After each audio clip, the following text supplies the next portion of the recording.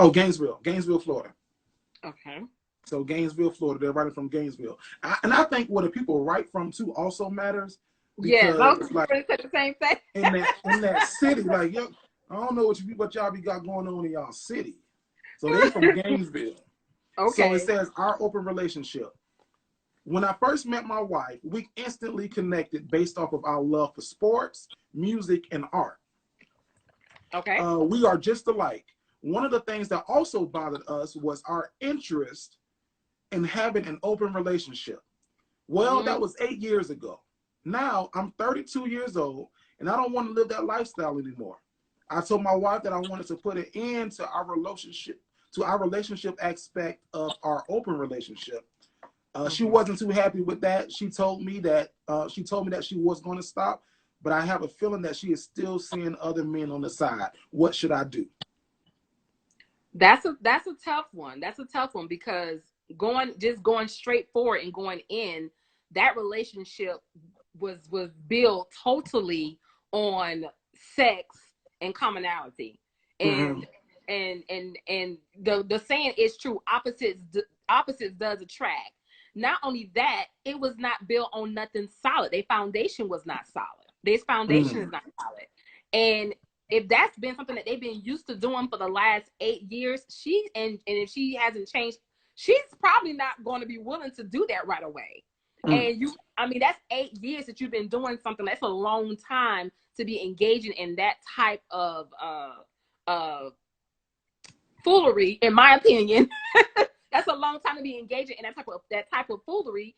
And she's not going to just stop like that. You have to realize now soul ties have been have built up. All different type of curses have come about. Y'all have let all kinds of different demons come about. The marital bed, and they are married, so I can speak to them directly from a marital point of view. But the marital bed is sacred. The marital bed is a place of holiness, and so to bring or to share that with others, now you go into a whole nother field. You go into another whole field, and the biggest of them all, the judgment of God is going to come for them. And so, especially if he's not a saved man.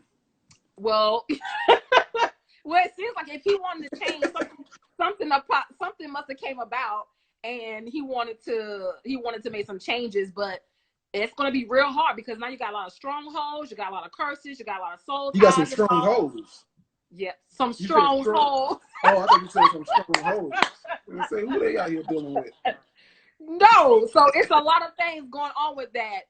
And it's good to have some things in common with your spouse, but it's also good to not have certain things because you want to be able to kind of like what you don't have, I have, and what I have, you don't have. So that one right there would definitely need some reevaluating. But I can tell you first, offhand, she is not going to be willing to stop that right away if that's something that they've been doing for the last 8 years, because a stronghold has definitely took place. Okay, some strongholds came in there. I said stronghold. That's what I said. Now, this one I'm gonna say. The only thing open in my relationship is your eye. That's better be the only thing. You better be seeing but I think I want to say this. Oftentimes, because he goes back to when they first met and they had so much stuff in common. You ever like, I don't know because you've been married for 14 years. I've been 15 years. For 15 years. I've been married for a couple of months. Okay. But I'm a little younger, so I can go back to like high school and remember. And like whenever you meet a girl and then you ask her, like, well, what do you like? Or she asks me, well, what do I like? And then you start telling this person what you like and what you into. And then I think that's like a bad thing to do, because then that person is going to start becoming that just because you like it. Like, oh, you like the Dodgers? I like the Dodgers too. I be Dodgers stuff all the time. Right. So I think that's the thing. Now my advice to you, sir, is to leave her, because what I can't do, even if she say she done, even if she say I'm done, baby, I ain't not here with these strongholds no more. I'm gone. What I can't, cause sir, I'm gonna tell you what's gonna happen, sir. See, you ain't gonna trust her, cause that trip to Walmart gonna take a little bit longer than it normally do. That trip to Walmart gonna take a little bit longer. She gonna be at Bath and Body Works and coming home smelling like champagne, the little champagne fragrance. what's that one called? That one smells good. Or cucumber melon. She gonna come home smelling like cucumber melon, saying that she made a stop to Bath and Body Works on the way home from work. He cannot leave her. He cannot leave her. They made a marital covenant. They have a marital vow that they made with one another, and that is something that they started in the beginning of their relationship. So now they would need some type of restoration, some type of counseling. They need some deliverance. They need some healing. They need a lot of things to take place in that marital covenant. And he has to recognize it may not happen right away. Well, Coach T, I respect your view, but I'm gonna tell this young fella to get up out of there. You're 32, you're still in your prime, you got time, you got all your teeth. You can still go out there and make something of yourself. Get up out of there if she don't want, because even if she do say she gonna change, so you're gonna be great by the time you're 33 and a half, just from worrying. You know, oh, she said that she was going to Keisha's house, but is Keisha really Kenneth? Now you a stalker. Now you following her. You tiptoeing behind her when she leave the house. You know what I mean? You going through her cell phone while she in the shower. You seeing some things you don't want to see. You know? So I think that society is going to take hold of. I saw Bonnie asked a question.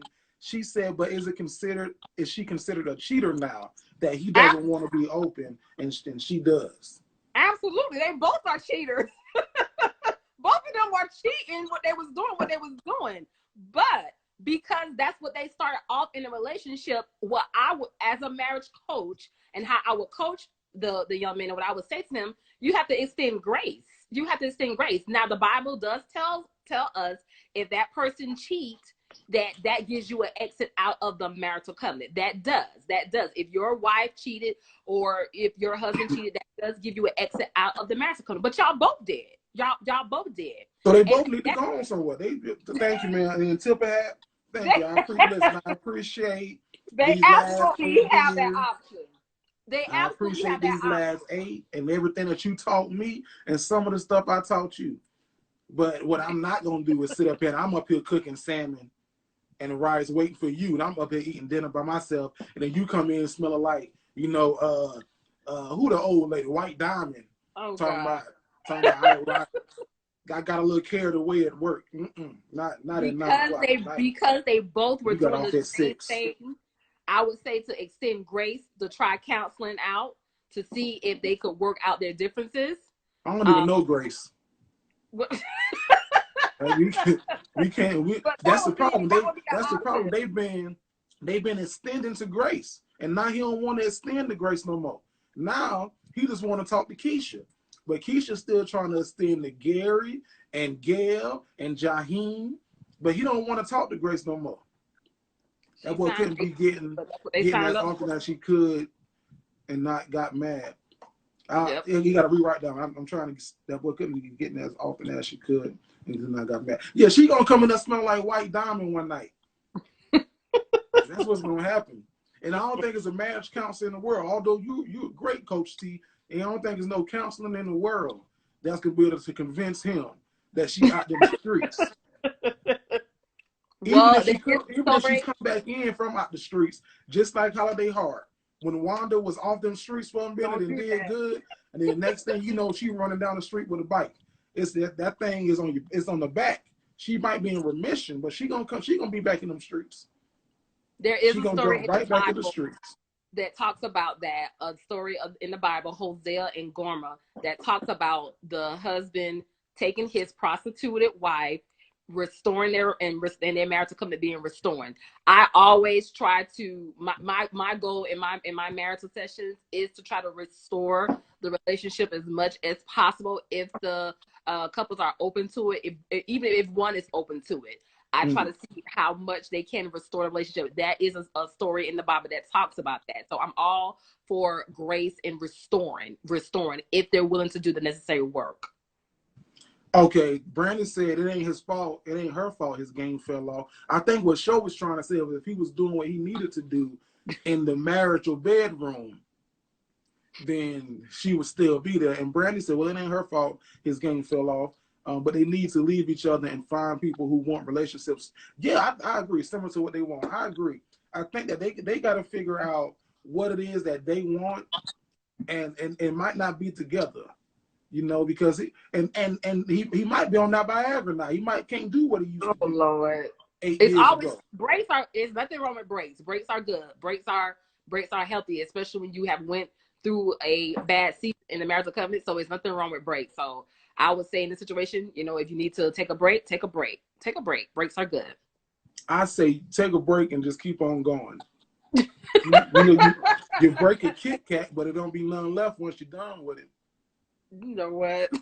Now I want to open the comments up. If anybody has any questions for Coach T while she's here about, you know, just if it's about your friend, you know, if you just asking for a friend, if you got a question for Coach T while she here, drop your question. If you have a question about any of the letters that we read, or you got a comment about any of the letters that we read, drop your question in the comments while we got Coach T here, because I'm curious to see what y'all think about some of the stuff, or if your friend might be going through a situation and you've been telling your friend something, and you know you just want to get a second opinion. You know, don't be afraid to drop your questions. Always ask for your friend, because that's how you be a good friend. Now, Coach T, what can people follow you at on social media? Are you on social media? I am on Instagram. I'm on Instagram as buoyancy underscore marriage underscore coach. Buoyancy underscore marriage underscore coach. And then on my YouTube, I'm on YouTube as Marriage Chronicles by Tanika. Marriage Chronicles by Okay. Tanika. Show 10 got a question. He said, how do breaks work? What's the rule to a break? A break is simply what it is. It's a break. You basically you go and you take your break and figure out what you want to do. If you want to, you know, go and live your life that you want to live, you go and live life that you want to live. You do what you have to do until you get to a place where, you know, if you want to reconcile, come back together. However, now a lot of times people take breaks and go out and, you know, go out into the world and live that life, and it's harder to come back. But if it's one person, I always tell my spouses, if it's one person in the marital covenant that's willing to stand for the marriage, then it absolutely can work. Let that person get a break. You know, breaks are healthy, but if there's one person, somebody in the marital covenant needs to be in alignment with the Lord and praying for their marital covenant. You can't just both be taking breaks and just doing whatever. Somebody has to be the more mature one in the relationship and say, hey, I'm going to stand for my marital covenant, even though this person's out there doing whatever. Somebody has to be healthy. Somebody has to be in alignment with God in order for it to work. Otherwise, you just take a break and you just breaking and they don't tell them what happened. Now is a break a hall pass? Is that what a break is? It's not necessarily a hall pass. When you've taken a break, you had to come to a decision. Are we gonna break and live in the same home? Are we gonna break and live in separate homes? Are we gonna break and, you know, see other people? That's a conversation that you want to have amongst yourself. You got to figure out what type of break you want to take. But if you are breaking, you have to understand that and especially if you're outside of the home or we're living in the home together, but you still doing your own thing. We're no longer, you know, I don't recommend you sleeping together if, you know, that other person is being promiscuous and going outside. A break is a break. You have to establish what type of break you want. And so a break could be, everybody breaks look different. Yeah. Mm-hmm. Okay, gotcha. So yeah. The smoothest cognac, she asks, is there any circumstances under which Coach T would say leave, but not just take a break, but just leave? Like, don't take a break, leave. Absolutely not. I do not. That is not my area. I do not tell a spouse to leave their spouse. I do not tell a significant other to leave their significant other. I leave that into they have to make that decision. They would have to come to a place where they say, okay, I'm tired of this. I don't want to do this anymore. They have to come up with what they want to do. All I am there to do is coach you, to guide you, to share, you know, some opinions, to share some experiences, give you some practical tools. I give you all the tools that I can share with you. And ultimately, I try to give it to you from a biblical perspective. And hopefully from that, you can make a decision on what you should do next based off of me sharing with you those things. Okay, so based off of what you said, we had a person ask this question. We were going to talk about it on the show tomorrow, but I feel like I should ask you. And the person asks, if someone is in an abusive marriage, is it okay for them to stay with that person? If What's someone's in a Coach T's opinion on that? if someone's in an abusive marriage where is verbally, emotionally, physically, they need to make a decision to take a break. Whether they leave the household, whether they make a decision to, set boundaries, and we're not gonna, have these kind of conversations. That is something that you definitely want to make a decision on about leaving. Now you have to use wisdom. You can't just say, oh, okay, well, I'm married to this person, I'm gonna let him just, or let her just keep sitting here beat me up. I'm gonna let him keep sitting here beat me up. No, you have to use wisdom. If somebody's beating you upside the head, you don't just stand there and say, okay, we married, I'm gonna take it. No, you call the police. You have to use wisdom. And so I always give it to them that way. You have to know when it's time to go. You have to know that, okay, we need a break. We need to move on. We need to see what we're going to do. We need to see what the next step is going to be. Because, again, ultimately, the decision is yours, but I would recommend that you take a break. Okay, now are you saying take a break in the sense of the marriage covenant? Yes, take a break in your marital covenant. Yes. Mm-hmm. Now, if you with somebody and you boyfriend and girlfriend with somebody, then that should raise flags right there. Run like hell. Get up out of there. Go. Run like Tina Turner did across that highway when she was running from Ike and she was dodging them cars. Run like Tina in that all-white suit that she got from Claire's. She got that suit from Claire. Now, if you are just dating someone and they beating on you, I mean, that should be common sense right there. Tina Turner ran with heels on across that highway in that suit she got from Burlington's. That was the shoot from Burlington's. That was in the back there on that wall in Burlington's, and it was the last one, and it had just so happened to be her size. And she said, "Look at this, Ike. I got this. I gotta get this one. Look at this one." You know what? Al said, "You send him to jail is over." Too Cute to Boot said, "Establish what the break is, but I think it's harder to miss someone being distracted by what's shiny and new. The people you see, play with, get connected to, like that 80-20, that 20-80, 80-20. You know about the 80-20? I'm sure you do. You're a life coach. Mm-hmm. Mm-hmm. So what do you mean when she say about the shiny thing?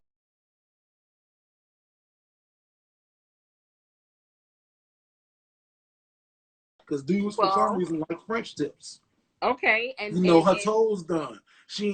But she ain't running around with the kids. I'm stressing you out. She's stress free. It's this kind of them relationship. She ain't snapping at you because you ain't take the trash out on Tuesday. No, she giving you a massage in your back and making you salmon. Salmon's my favorite meal. I don't know if y'all can tell. I didn't mention salmon by 4 5. Well, that's the shiny stuff. Yeah, one of the things I always try to emphasize to my wives, especially to my wives, I teach a self-care class quarterly with wives, and one of the things I emphasize is you want to make sure that you are keeping yourself up, keeping yourself right. You want to make sure that you look like wife. You don't want your man coming home and seeing you with the bonnet on your head. You don't want to come home with your man seeing you just laying around being sloppy. He don't want to come home to a dirty house. He don't want to come home with the kids running around. So you still have a role to play as wife. And that's one of the things I emphasize in my premarital classes, where you still have a role to play as wife.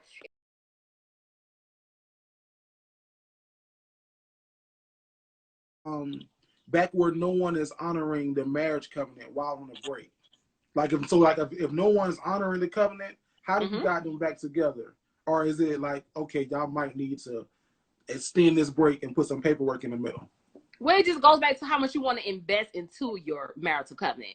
If you're not putting any effort to invest into your marital covenant, or if you are investing into it and putting money into something, why would you put money into something that you're not going to try to work out or fix? If you're not trying to make things work, and you're not trying to make things better, then you're wasting your time and you're wasting your money. But if you are investing in it and you place your money into getting counseling or getting coaching, then at least try to work things out. And so I use different strategies. I use different examples. I use different,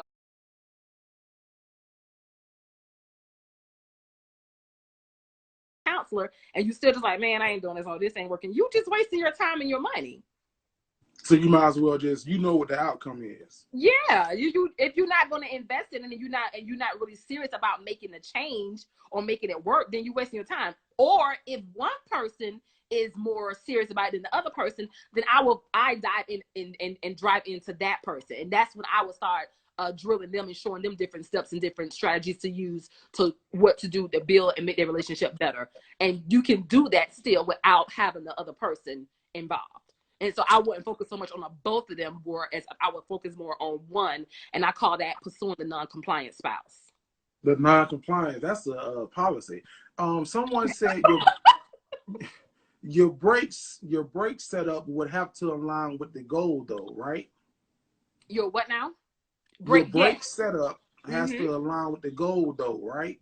Right. You have to set. We're gonna set goals. We're gonna set goals. We're gonna set a time frame, and we're gonna see how it's working. You know, it's up to you how it goes. If you doing what you're supposed to do, then we going for it. If you're not, it's gonna show. It's gonna show. Someone said kinda heavy. Could be some hardware. Can one person win a two-man game? One person can win a two-man game. I'm a witness. I am a witness. So Kobe, God bless him, could beat LeBron and Jordan 1 versus 2 is what you telling me. Now I don't know about the basketball, the basketball or the sports. That'll be tough. Of it. That would be